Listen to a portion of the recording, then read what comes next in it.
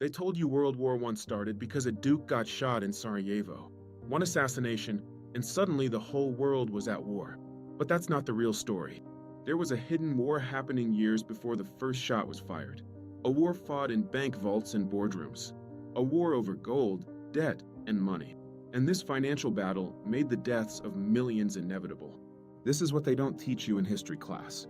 This is the truth about World War I. Let me take you back to the 1870s. On the surface, Europe looked peaceful. The Victorian era, railroads, factories, progress everywhere you looked. But underneath, financial chaos. Every major power in Europe was drowning in debt and desperately competing for resources they didn't have. Britain, the richest nation on earth, controlled a quarter of the world's land. But maintaining that empire was bleeding them dry. Troops everywhere from India to Africa to the Caribbean. All those soldiers, all that infrastructure, all those trade routes. The costs were astronomical.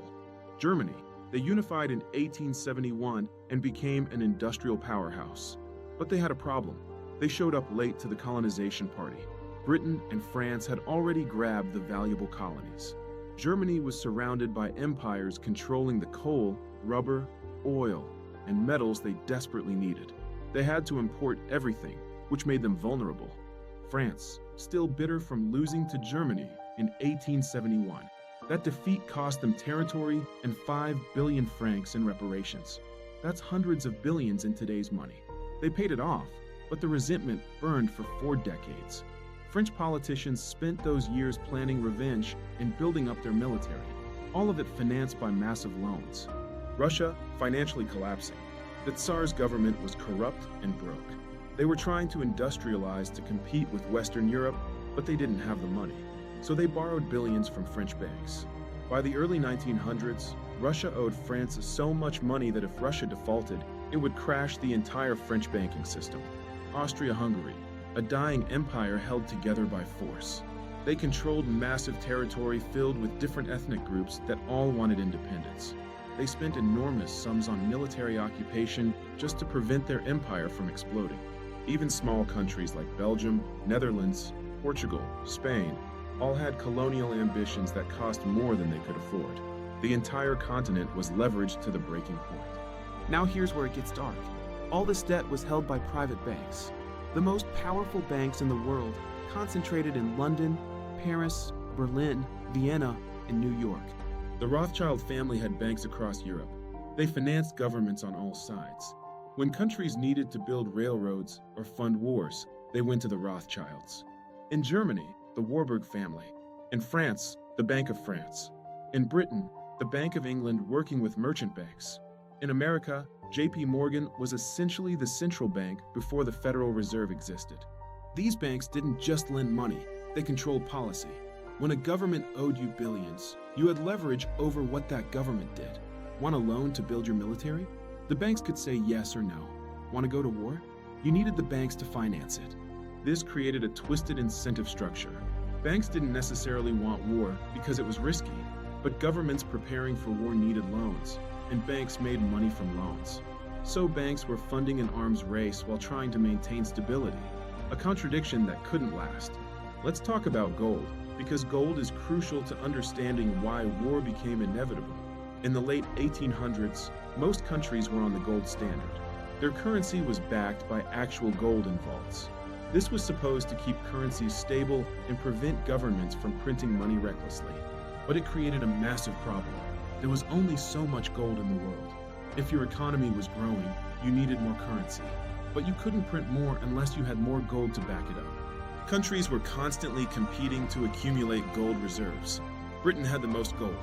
London was the financial capital of the world. The pound was the reserve currency. This gave Britain enormous power. They essentially controlled international trade by controlling access to gold and credit. Germany wanted that power.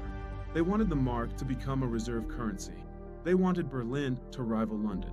But they needed massive gold reserves, and they didn't have gold-producing colonies like Britain had with South Africa. So Germany had to earn gold through trade surpluses. They became an export powerhouse, selling industrial goods across Europe. But Britain controlled most of the world's gold supply through their empire and banks. German politicians felt like Britain was rigging the game. Britain could expand their money supply, but Germany couldn't without Britain's approval. It was financial domination. France had similar problems. They were lending billions to Russia to finance Russia's military buildup against Germany. These loans were in francs, backed by gold. France was gambling that if war came, Russia would win, Germany would pay reparations, and France would get paid back with interest. But Russia's debt to France became so large that France was trapped. They had to keep lending to Russia even when it was clear Russia was a terrible credit risk. If Russia defaulted, French banks would collapse. Germany was trapped too. They were propping up Austria-Hungary with loans. If Austria-Hungary collapsed, Germany would lose their only reliable ally, and German banks would lose billions. These financial entanglements meant the major powers couldn't let their allies fail. Everyone was locked into alliances not just for military reasons, but for financial survival. The arms race was really an economic competition disguised as military preparation. Britain had the world's largest navy. The Royal Navy protected their trade routes and empire, but maintaining it cost a fortune. Each battleship cost millions of pounds. In 1898, Germany decided to challenge British naval dominance. Kaiser Wilhelm wanted Germany to be a world power, and world powers needed big navies. Britain panicked. If Germany had a navy as big as theirs, the British Empire would be vulnerable. So Britain responded by building even more ships. In 1906, Britain launched the HMS Dreadnought, a revolutionary battleship that made every other warship obsolete. It was also incredibly expensive. Germany built their own dreadnoughts. Britain built more, back and forth, year after year. Both countries spending huge portions of their budgets on this naval arms race. Where did the money come from? Loans, government bonds, more loans. The same thing was happening on land. Armies getting bigger, artillery getting more expensive, machine guns becoming standard, railroads being built for military purposes. By the early 1900s, the major powers were spending insane amounts on military buildup. Britain over 70 million pounds a year on their navy alone. Germany matching them. France spending billions on their army. Russia spending money they didn't have. All this spending had to be financed by banks. Here's where it gets really dark. By the early 1900s, certain financial and industrial interests actually wanted a war.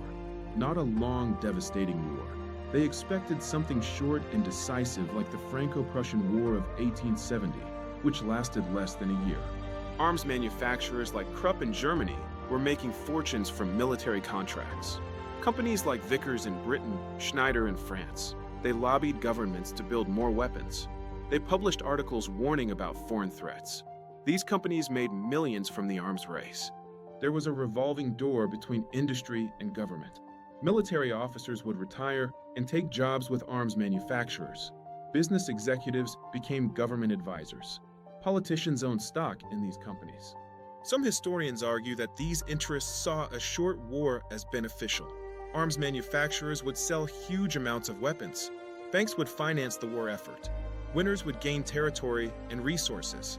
Then everything would go back to normal. This was naive and insane, but a lot of powerful people thought this way.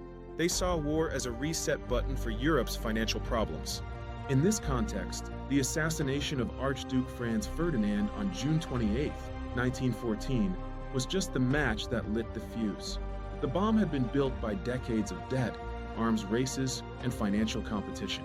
Austria-Hungary blamed Serbia and issued an ultimatum designed to be rejected. Serbia agreed to most demands, but not all. Austria-Hungary declared war on July 28th.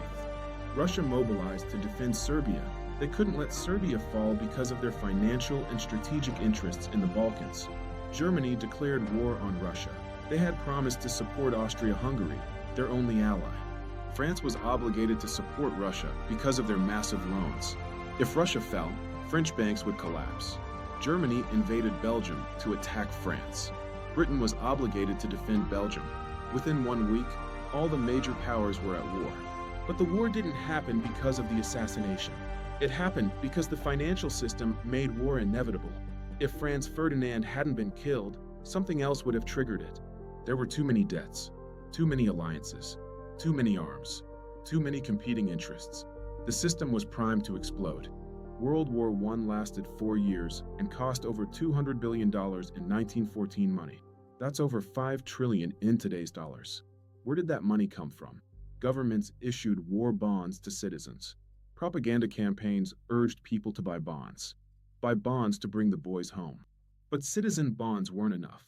Governments borrowed heavily from banks. American banks saw an opportunity. The US was neutral at first, but JP Morgan and others lent enormous sums to Britain and France. By 1917, American banks had lent billions to the Allies. These banks had a vested interest in Britain and France winning. If they lost, those loans would never be repaid. The human cost was staggering. 20 million people died, millions more wounded. Entire generations wiped out, cities destroyed, farmland turned to wasteland. And for what? Britain was fighting to maintain their position as the world's financial power. France wanted their territories back and their loans to Russia repaid. Germany wanted to break free from British financial dominance. Russia wanted control of the Balkans. Austria-Hungary was fighting for survival. None of these goals were worth the cost. Millions died so bankers could get repaid, empires could gain territory, industrialists could sell weapons. The war ended in November 1918. Germany surrendered. Austria-Hungary collapsed. The Russian Empire collapsed. The Ottoman Empire collapsed.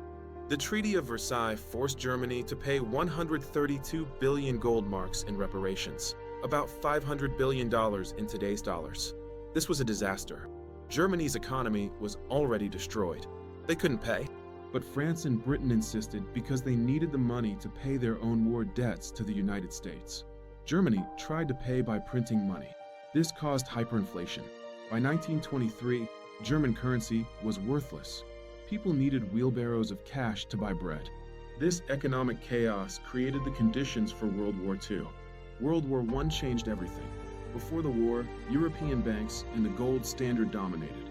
After, the United States emerged as the leading financial power. But the fundamental dynamic didn't change. Wars are still caused by competition for resources and financial interests. Look at the world today. The US and China locked in competition. Countries piling up debt at unsustainable rates. Military spending increasing globally. Resources becoming scarcer. Tensions rising. Alliances forming. It's the same pattern as the early 1900s. The US spends over $800 billion a year on the military. Where does that money come from? Debt. The US national debt is over $30 trillion. The same trap Britain and Germany were in before World War I. China is doing exactly what Germany did, building up their military, competing for resources, challenging American financial dominance. The US is responding like Britain did, building more ships, increasing military spending. We're in a new arms race, financed the same way. Debt and loans. The scary part? Most people don't see it. We focus on politicians and headlines. We don't see the bankers and financial interests behind the scenes, just like people in 1914.